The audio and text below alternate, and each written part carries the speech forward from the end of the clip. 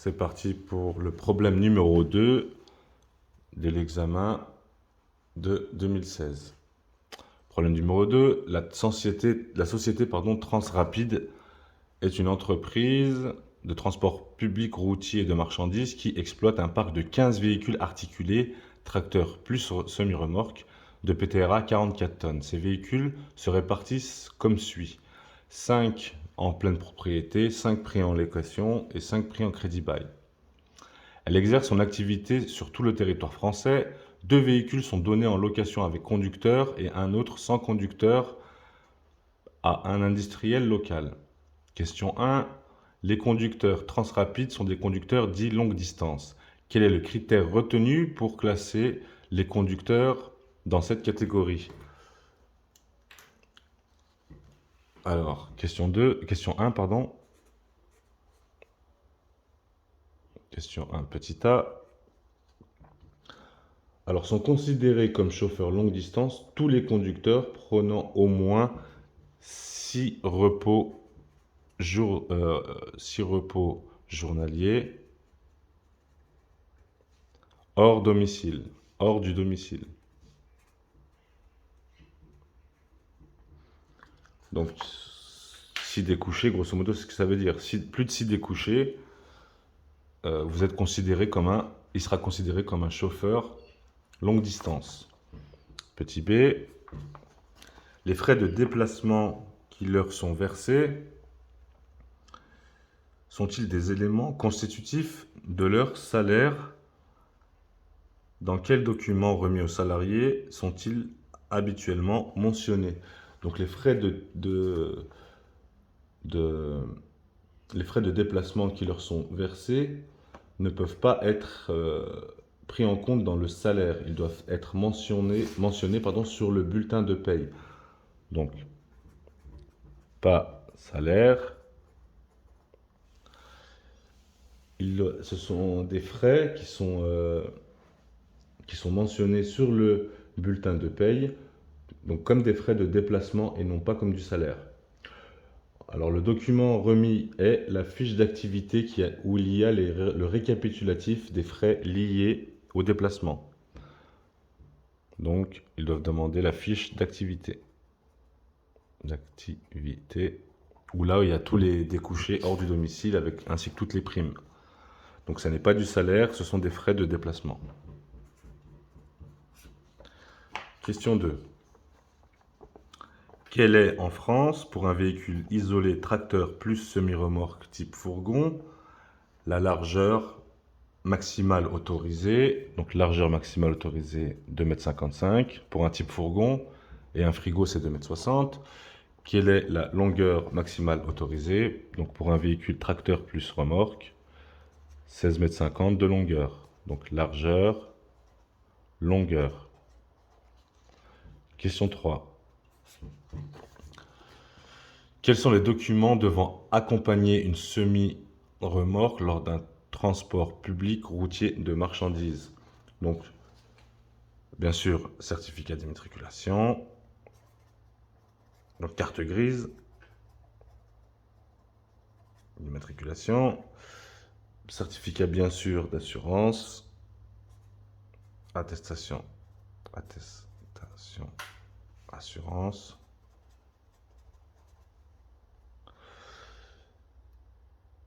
Et puis aussi la lettre de voiture.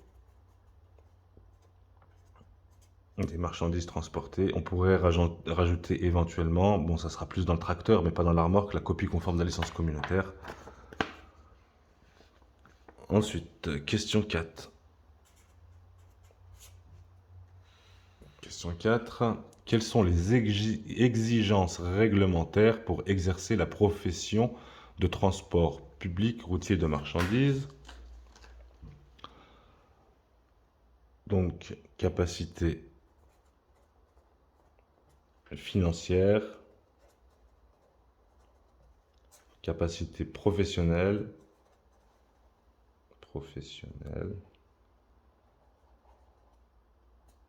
donc c'est capacité professionnelle, exigence d'établissement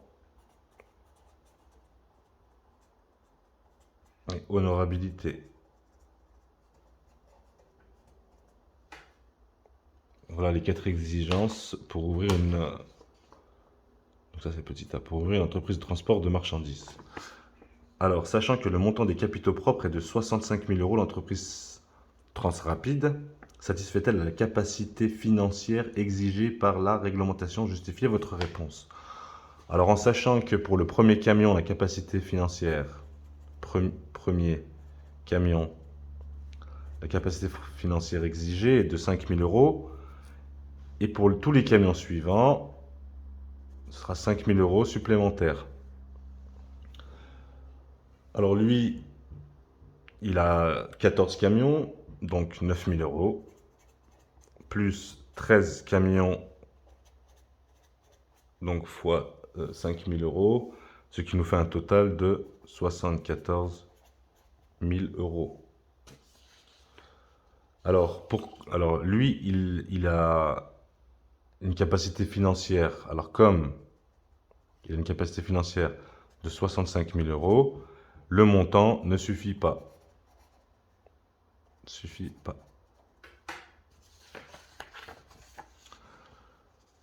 Question C. Alors, je vais faire la question C ici. Question C. L'entreprise peut-elle avoir recours à un moyen externe pour satisfaire l'exigence de la capacité financière?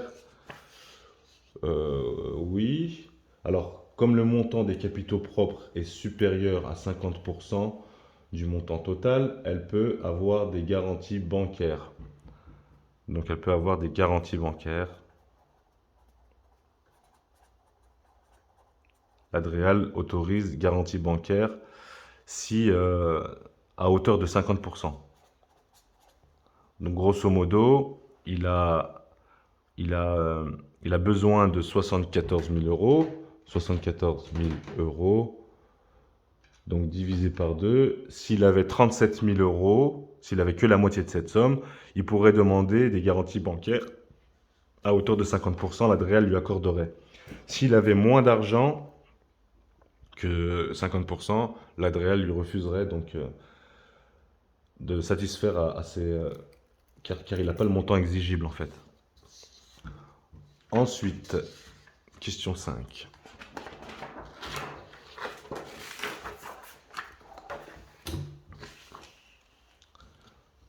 Question 5. Hop. Alors, à partir du compte de résultats fourni en annexe 3, calculez les soldes intermédiaires de gestion SIG, donc SIG, sans tenir compte des retraitements de la valeur ajoutée, l'excédent brut d'exploitation, le résultat d'exploitation. Alors là, on a le compte de résultats, donc les charges, montants, les produits et montants. Alors, la valeur ajoutée. Ajouter. Alors, la valeur ajoutée, 3075. Alors donc ça, c'est les prestations des chiffres d'affaires. On part de 3075. Auquel on va soustraire achat. Donc on va soustraire tout ce qu'il y a là en fait, jusqu'à tout ce qu'il y a là, on va s'arrêter aux taxes. Donc jusqu'à autre achat externe. Voilà, donc ce qui nous fait 568. Alors moins 568, 384. Alors on pourrait faire moins, hein, vous avez compris. Hein. Donc ensuite on a la sous-traitance 384, achat matière première 568, location 10, ensuite crédit bail 181, ensuite frais de route 154, ensuite péage 126, ensuite honoraire 30, ensuite donc réparation extérieure, on continue, 100, 77, pour les assurances. Et autres achats externes, pardon, 218. Donc grosso modo, ça nous fait... Alors tout ça, ça nous fait 1848. Donc 3075 moins 1800. Donc la valeur ajoutée est égale à 1227. Donc ça, c'est la valeur ajoutée. Ensuite, on continue. Pour l'EBE, excédent brut d'exploitation, on va aller jusqu'au... Tout ce qui reste, jusqu'aux charges sociales. Alors, donc on part de 1227, moins... Alors nous avons taxes, donc 45, plus nous avons taxe véhicule 15, plus 28 des impôts, plus 566 de salaire et traitement, plus 227 charges sociales. 277, pardon. Donc ce qui nous fait un total de 931, 1227 moins 931. Donc le BE est égal à 296. Et donc on nous demande aussi le résultat. Donc ça c'est pour le BE. EBE 296. Et pour le résultat d'exploitation,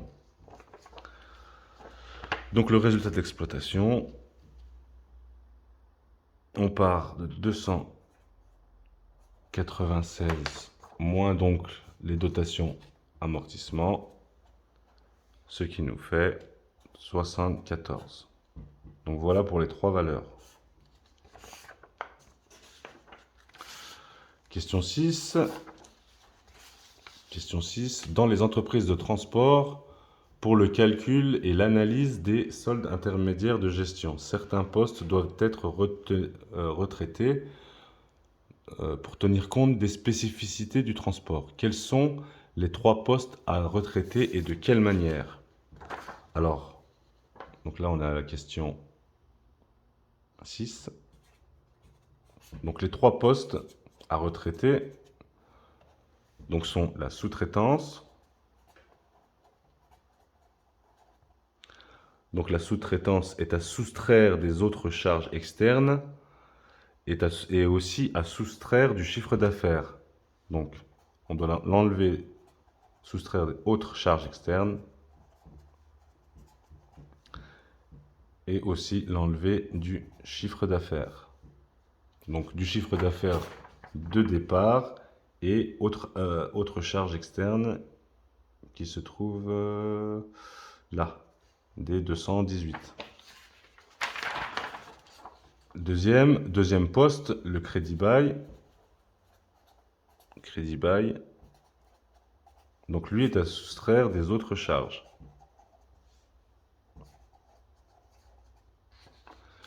Externe et à dispatcher. Alors lui, on va le dispatcher. Donc on l'enlève des autres charges qui se trouvent toujours là. Autres charges qui sont autre achat externe. Autre achat externe. Alors, autre achat externe, voilà, on les enlève des autres achats externes, pardon, des autres charges externes, et on les dispatche à 80% aux dotations amortissement,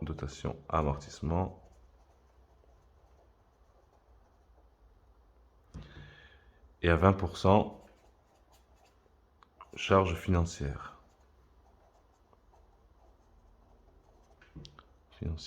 Après, c'est un exemple, hein.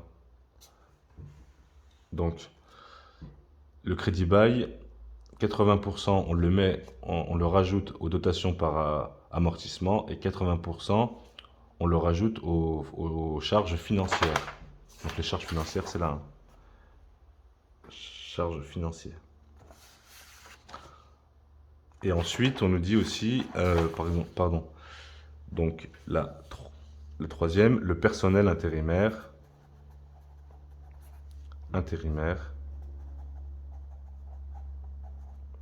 Donc lui est à soustraire des autres charges externes et à placer en salaire et traitement.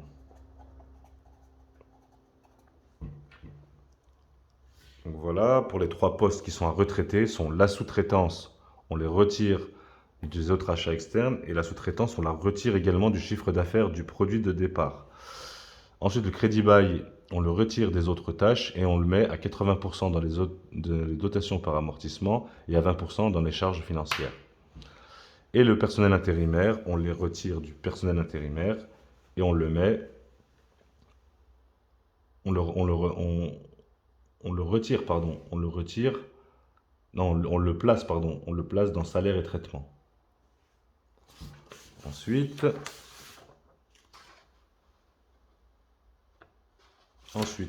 tac, on est là. Question 7. L'entreprise Transrapide. Alors, je vais retourner la feuille. L'entreprise Transrapide souhaite étudier l'opportunité de racheter l'entreprise Lanel. Le gérant vous demande une première analyse du bilan de cette entreprise annexe 4. Calculer le fonds de roulement, le besoin en fonds de roulement, calculer la trésorerie, commenter vos résultats. Pour l'analyse de cet éventuel rachat, quel autre document comptable mérite intérêt? Pourquoi? En vous appuyant sur les données de l'annexe 5, proposez au moins 2 solutions de nature différente pour améliorer la trésorerie de cette entreprise. Donc voilà. Alors, on nous dit, voilà donc là nous avons le bilan de l'entreprise, calculer le fonds de roulement. Question 7. Donc, fonds de roulement. Alors, le fonds de roulement, on a le résultat de 45 460. 45 460 plus 11 280 du sous-résultat, plus 167 500, et donc moins, on nous dit, à concours bancaire de 32 000 euros. Moins 32 000. Et tout ça, donc moins la valeur nette comptable des actifs. Moins 105 550, non, 105 550, oui. Donc elle a un fonds de roulement de 86 680. Donc le fonds de roulement est de 86 680. Petit b, calculer le besoin en fonds de roulement. Alors le besoin en fonds de roulement, les stocks. Donc les stocks 26 390, 26 390, plus les créances clients. Donc, alors on prend la valeur nette comptable, hein, on ne prend pas la valeur brute, on prend tout ce qui est valeur nette comptable. Donc les 237 540, 237 540, moins donc les dettes qui se trouvent à droite, moins 88 850, plus les dettes sociales, 55 600, plus les dettes fiscales, 6 800. Donc on calcule tout ça, donc ça nous donne 112 680. Donc, elle a un fonds de roulement de 86 680 et elle a un besoin en fonds de roulement de 112 680. Alors on nous dit calculer la trésorerie. Donc, petit c, trésorerie. Donc c'est le besoin en fonds de roulement moins le fonds de roulement, ce qui nous fait, donc, alors c'est 86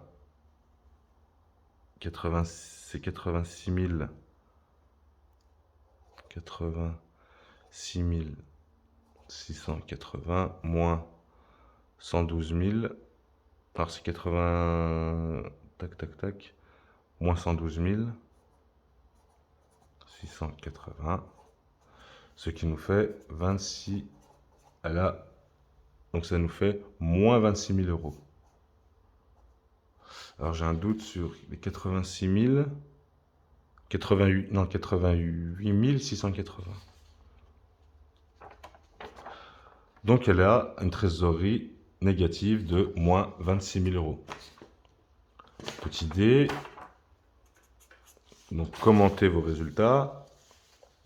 L'entreprise a un fonds de roulement, alors c'est 88, 88, a un fonds de roulement de 88 680 euros, alors qu'elle a un besoin de fonds de roulement de 112 680 euros, ce qui a pour résultat une trésorerie négative. Donc elle a recours au concours bancaire, donc, car il n'y a pas trop grand décalage entre ses créances clients et ses factures fournisseurs. Car en fait, il y a un grand décalage. Oui, il y a un trop grand décalage entre les créances clients et les factures fournisseurs. Donc, comme il y a un grand décalage, il y a une grosse trésorerie, il y a une trésorerie qui est négative. Donc, FR 88 680, alors que BFR 112 680. Conséquence, trésorerie négative, donc moins 26 000 euros. C'est pour cette raison qu'elle a concours bancaire de 32 000 euros. Question petit e. Pour l'analyse de cet éventuel rachat, quel autre document comptable mérite l'intérêt? Pourquoi? Alors, petit e. Alors, le compte de résultat mérite l'intérêt. Il vient compléter le bilan de la société. On y trouve les produits de la société et toutes les charges avec le détail. Donc, c'est le compte de résultat qui vient compléter le bilan. Donc, le bilan, c'est ça, actif-passif. Et donc, le compte de résultat qui viendra compléter le bilan. Petit f. Petit f. Ah oui, pourquoi oui, alors on a vu, on a vu ici dans l'annexe 5, donc délai de crédit de ses clients 44 jours, alors que la profession c'est 30 jours. Le stockage matériel 50 jours, ratio de la profession 35 jours. Les délais fournisseurs 20 jours, alors que les délais de la profession ils sont à 32 jours. Il y a vraiment un trop gros décalage entre à quel moment il se fait payer et à quel moment dans ce domaine ils se font payer. Pareil pour les fournisseurs, à quel moment ils les payent trop tôt. Et pareil pour le stockage de la marchandise, le ratio, lui, elle dure 50 jours son stockage, alors qu'elle devrait tourner plus vite. Donc voilà les trois éléments qu'il faudrait prendre en compte. En vous appuyant sur les données de l'annexe 5, proposez au moins deux solutions de nature différente afin d'améliorer la trésorerie de cette entreprise. Donc, réduire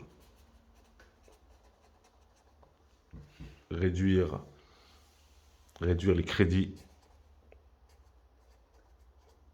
clients, se faire payer plus tôt, c'est ça que ça veut dire. Donc, passer de 44 jours à 30 jours, comme le veut la profession. Augmenter les délais, payer plus tard ses fournisseurs. Lui, il les paye en 20 jours, alors que la profession, elle est à 32 jours. Donc passer de 32 de 20 jours, il devrait les payer un mois après. Lui, il les paye 20 jours après. Donc ça, c'est la deuxième solution. Et après, éventuellement, il pourrait se faire payer avec la facturage. Donc se faire racheter grosso modo ses factures, des acomptes clients et faire tourner son stock. Faire tourner le stock plus rapidement. Donc, donc voilà pour le problème numéro 2.